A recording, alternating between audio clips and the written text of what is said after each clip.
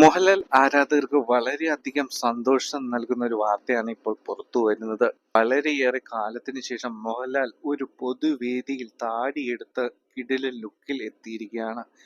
ഇത്രയും നാൾ എന്താണ് താടി എടുക്കാതെ ഇരുന്നത് എന്നതിനും വ്യക്തമായ കാരണങ്ങൾ മോഹൻലാൽ പറയുകയാണ്. ഒടിയൻ എന്ന ചിത്രത്തിന് ശേഷം മോഹൻലാലിനെ ഒരിക്കൽ പോലും താടിയെടുത്ത് നമ്മൾ കണ്ടിട്ടില്ല. ബോട്ടക്സ് ചികിത്സയുടെ ഭാഗമായി അദ്ദേഹത്തിന് സ്വാഭാവിക സൗന്ദര്യത്തിന് കോട്ടം സംഭവിച്ചു എന്നാണ് വിമർശകർ പറയുന്നത്. ഇതുമായി ബന്ധപ്പെട്ട് ഒരുപാട് ട്രോളുകൾക്കും ഇദ്ദേഹം ഇരയായി മാറി. ഇപ്പോൾ എന്തുകൊണ്ടാണ് താൻ താടി സ്ഥിരമായി വെച്ചത് എന്ന് മോഹൻലാൽ പറയുകയാണ്. ലൂസിഫറിന്റെ രണ്ടാം ഭാഗമായ എമ്പുരാന് വേണ്ടിയാണ് താൻ താടി വെച്ചത് എന്ന് മോഹൻലാൽ പറയുകയാണ്. ഇപ്പോൾ എമ്പുരാൻ റിലീസിന് തയ്യാറെടുക്കുകയാണ്.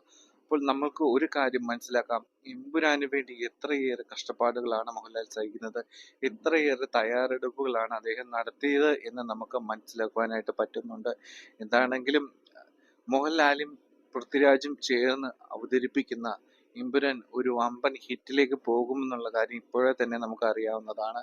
എന്താണെങ്കിലും മോഹൻലാൽ താടി എടുത്തിട്ടുള്ള ലുക്ക് നല്ല കിടലൻ ലുക്ക് തന്നെയായി മാറിയിട്ടുണ്ട്.